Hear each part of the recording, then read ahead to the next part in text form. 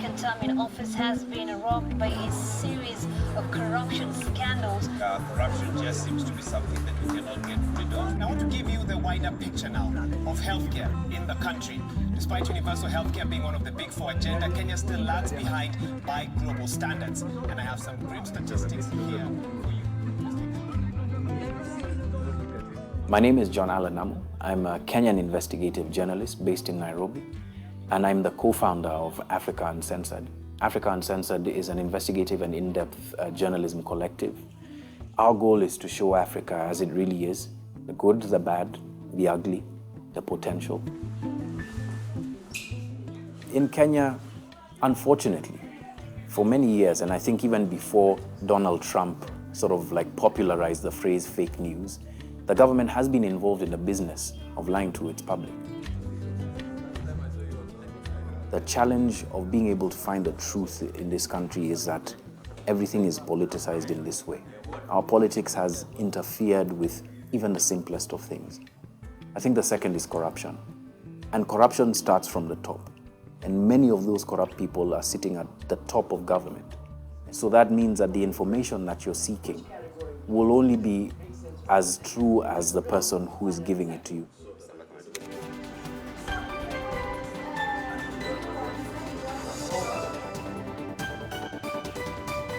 Tomorrow is World Press Freedom Day. It's being celebrated in Addis Ababa, Ethiopia. That's where the world will congregate tomorrow for that. And at the same time, International Federation of Journalists says in 2018, 94 journalists were killed. 94 journalists were killed. But what's the state of media in Kenya? That's what we're interrogating today on the program, and that's what we've called our guests here to have that discussion. And how do journalists navigate in a position, in a situation where they feel that those in authority are opaque in how they transact? That's a difficult question to answer, especially in this country, because we're perceived to be the freer media in the region. But I really think we need to have a more substantive and more long-running discussion about what's happening in the counties, right? Because that's where the people are really at the coalface there, you know, and they're facing very powerful individuals who operate with impunity and very often threaten the lives of journalists. Would you recommend more journalists explore independent journalism, the path you took a couple of years back? For sure. Journalists are consistently having to deal with what is a government narrative that's supposed to be the official narrative upon which journalists sometimes rely to be able to tell the public what's going on. If that official narrative itself can't be trusted, then it makes journalists work that much harder.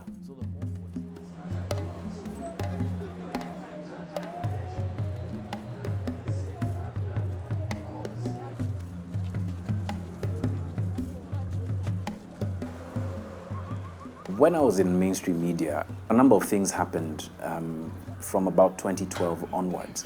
My own view that I should go out on my own. Yeah, good to see you, man. Been a minute.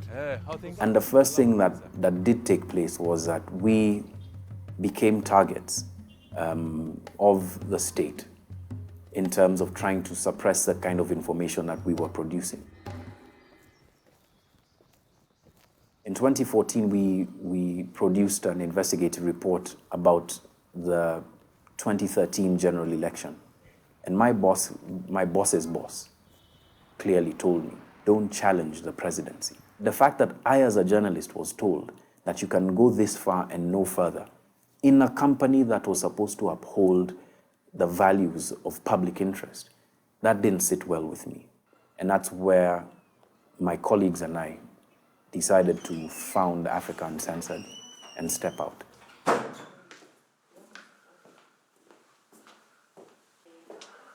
Two years ago, I received an email, and the person on the other end told me that they had a very interesting data set that would give me an understanding of how corruption really works in public finance management. And I verified that the information that this person wanted to give me was indeed true. Or you can save it and I'll call you. So the data set we received shows us that there's corrupt networks in many, many places. But the place that we chose to focus our attention on was in the Ministry of Health, because this is one of the president's key pillars for delivery to the public.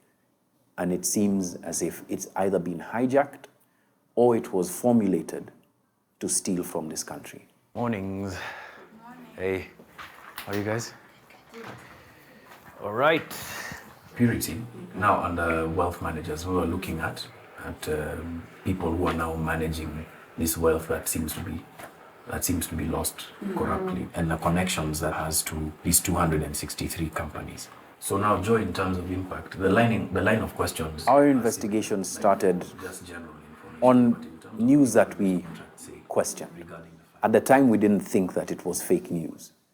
But as we've investigated, it's become very clear that certain aspects of what the government was saying regarding the medical equipment leasing scheme are indeed fake news. For ATM? Purity is our head of data. She's a statistician, and she's very, very good at looking at data sets and trying to extract meaning from them. So among other things, Purity has been doing quite a bit of research, looking into people who we are calling wealth managers. We're calling them wealth managers because at the time we weren't absolutely sure whether these people were conduits for corrupt proceeds or they played a role that helped manage those corrupt networks. I get what they could be, what a FAQ could be.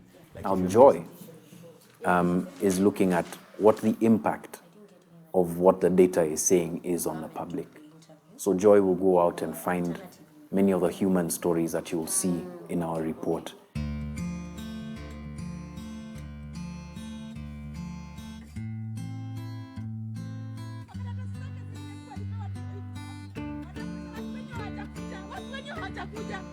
Kwani maskini ama kama singe hawezi tibiwa alafu tukuja tulipizwe hiyo ama tufanye harambee tulipe.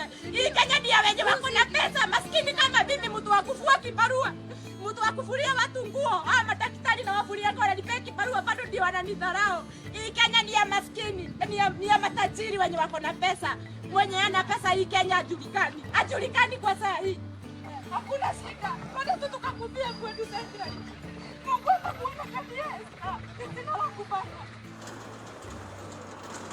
Right now, I'm working on a story that is focusing on the medical scheme that, was introduced to the country by our government. There's been a battle about this equipment because not very many people are sure how much has been spent so far.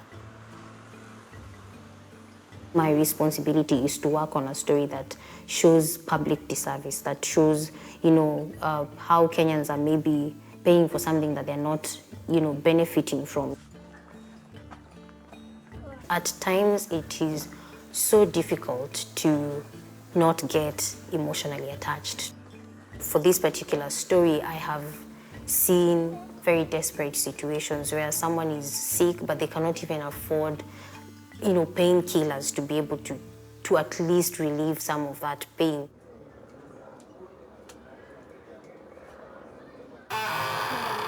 Sasa Gladys, habari yako? Nzuri. Nimekuja kutembea sasa. Karibu. Mnaendelea aje? Tuko tu hapa. Esther, habari yako? Nzuri. Mnaendelea aje? Niambie sasa ni nini ambayo sasa uko mgonjwa wapi? Kansa. Kansa ya wapi? Njia uzazi. Cervical. Imekuwa daktari alikwambia sasa uko na cervical cancer mwaka gani? 2018. Sasa vile ulifika Kenyatta. Kaanza kuniweka damu alafu kaniambia amenipea ruhusa kwanza niende nyumbani. Alafu nitakuwa nikienda kliniki. Nianze na ngiri 20 na hatuna. Kana watoto wawili bwana tuliachana. Mbona mliachana? Nisikia niko mgonjwa. Akaachana na mimi.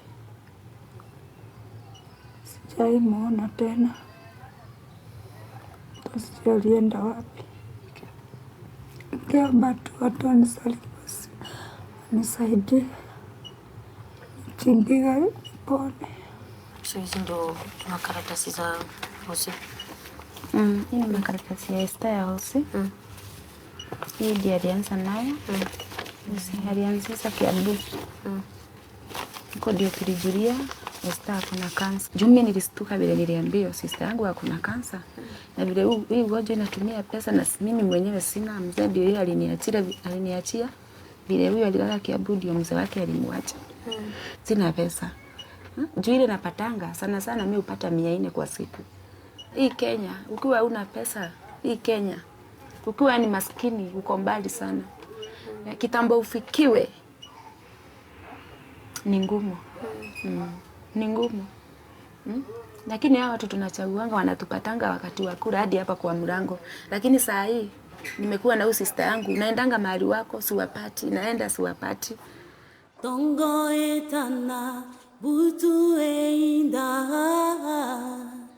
Kembo na zambe etondi mokiri Zambe bolingo zambe ranguya Bikera mubiso tokumisa yawe.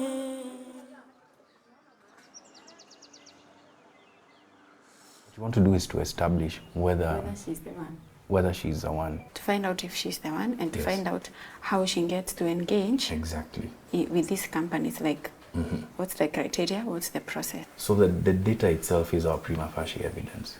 This But, today? yeah. Like, is there an ethics issue with that before we So try to? there is an ethical issue with it, but why we're navigating it this way is because we already have the prima facie evidence. It's only that we were wondering about the ethical issue and how we could do it ethically and Yeah. still get the information. Much as it feels internally uncomfortable that you're going to be putting somebody on the spot next week, but that essentially is what journalism is, right? So you're looking for the truth. The truth sometimes can be uncomfortable for people to reveal, and they might not like you for it, right? In fact, I can guarantee you in this case that she won't like you for it. But what we spent the past couple of months in doing is, specifically you, has been verifying that what we have been doing is true. We're going to confirm it with the person who's at the center of it. But you'll be fine. Yeah. So? Okay. Will I Another have thing- to keep her like comfortable in the beginning of the conversation? Yeah, like, just be natural. Being the first time to do such an investigation, I feel nervous, scared, and uncertain about what may happen. And I also feel, is it nice what I'm doing? Is it fair? Should I just go and just ask her all the questions the way they are without pretending? I feel like I would just want this thing to finish and move on.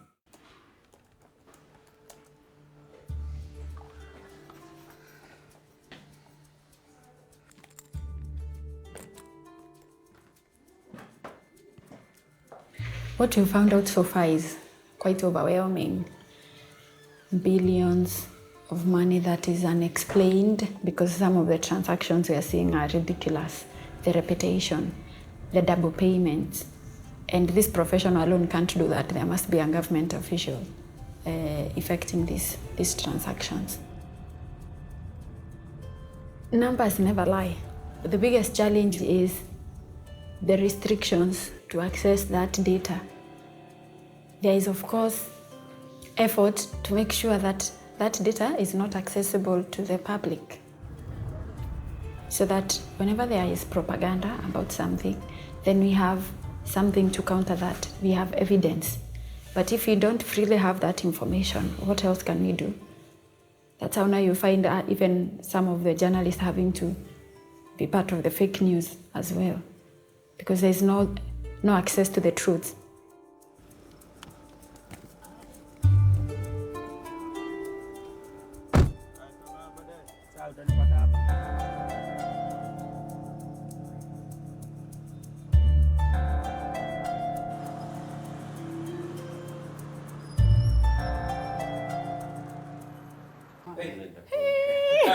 I'm alive.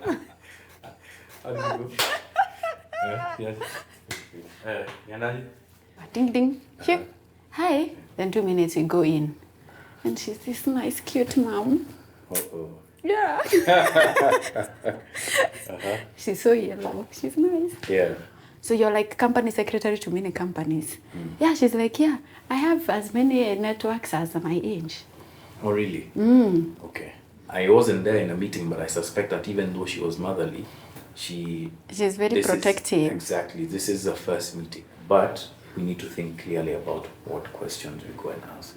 Now we've confirmed that the person is that person operating from an office in town, and that she seems to be the person who's dealing in that business.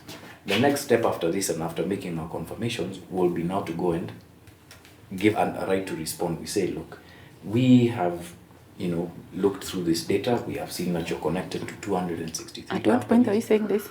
How do I now change from this nice girl I was? You're not a bad person. But you're not a bad person. You're not a bad person. I'm not certain how the next step is gonna go, but we have to get a right of response about what we are writing in her story. So definitely, whether I want it or not, we still have to go back and get her view about all these facts that we have about her.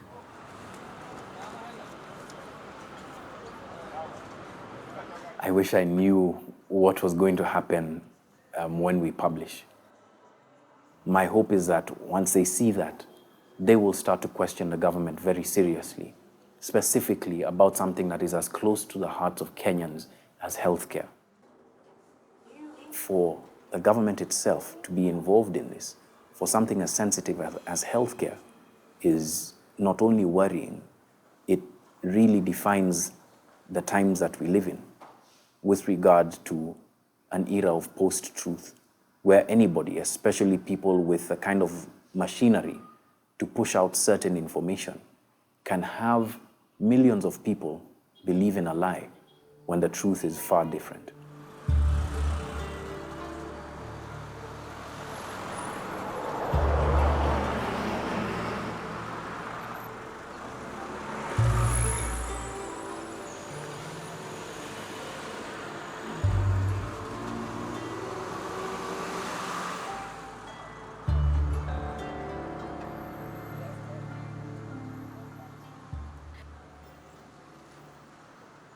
Today I woke up before the alarm went off at 4 a.m. and I found myself just thinking about the questions that I want to ask her and the confirmations that I want her to make, and I was thinking, how will this go? Which is the best way to get this information from her in a secure way? What if this becomes legally crucifying? What if she gets people to harass me? What if she finds out that I have this information about her? So I feel quite scared and quite unsure of how things will go. I feel like if it came out as Uncensored, people are going to think, oh, this was done by John Allen and they're used to him doing these things. So I'm not sure what people will think if they know such a small person like me was part of it. For me, I just want to do the story and know that the story had impact. But I don't want my name on it. I don't know, that's what I feel. Hello, this is Purity. How are you today? We were to meet this week. I think I didn't realize that. Sometimes I put it, sometimes these men want to disturb you. So I think I forgot to remove it.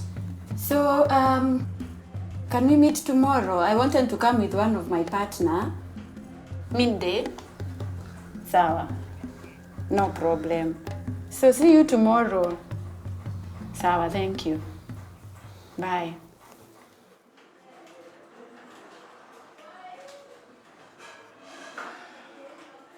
Fake news and the use of false information has become somewhat of a primary pillar of government or state strategy whenever they want to do something. Branding things of fake news is very effective today because as long as you can continually discredit the media, the public looks at stories and are like, should I really trust this? Even though journalists have worked hard to try and verify the information. I hope you are all ready for this, so let's do this. Of course we are not. Journalists who do pursue the truth often get ostracized some journalists, when pursuing stories that would paint the government in a bad light or would expose have been arrested, have been the focus of entrapment. So seeing that my work and my profession might put me in harm's way scares me. It does. But I think that the key role of journalism is that we publish those things that people don't want published, even if it does mean that we are scared. Because at the moment that citizens have the information that they require to lead their lives, that's when positive change happens. Do you go to this one? Yeah. Hi, Kingi. Hi. How are you today? Fine.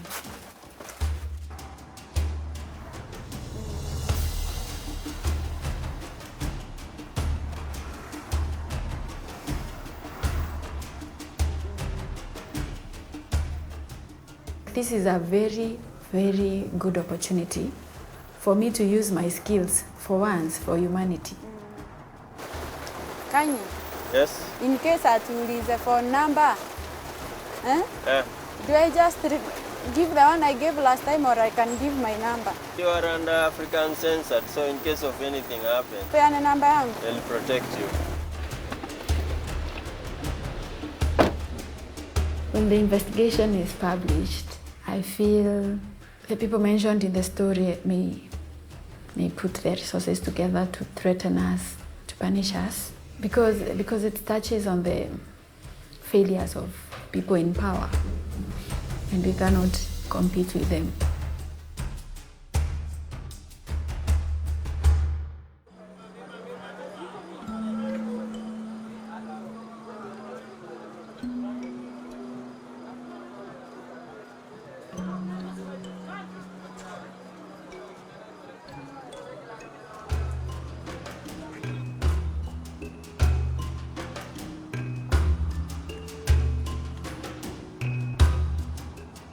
You might not know the person who you're doing this story for, but that person will find it important. And one day that person could find you just to say thank you.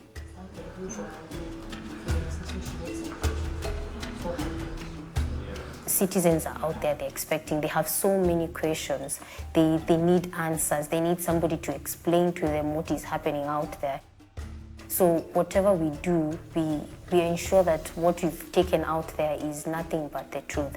So no matter what comes after.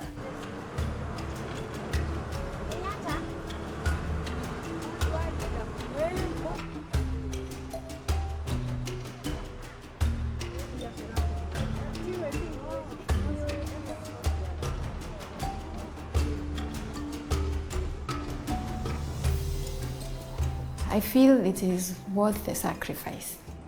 I think one day when corruption reduces, maybe gets eliminated, I will stand content having taken part in my own little way.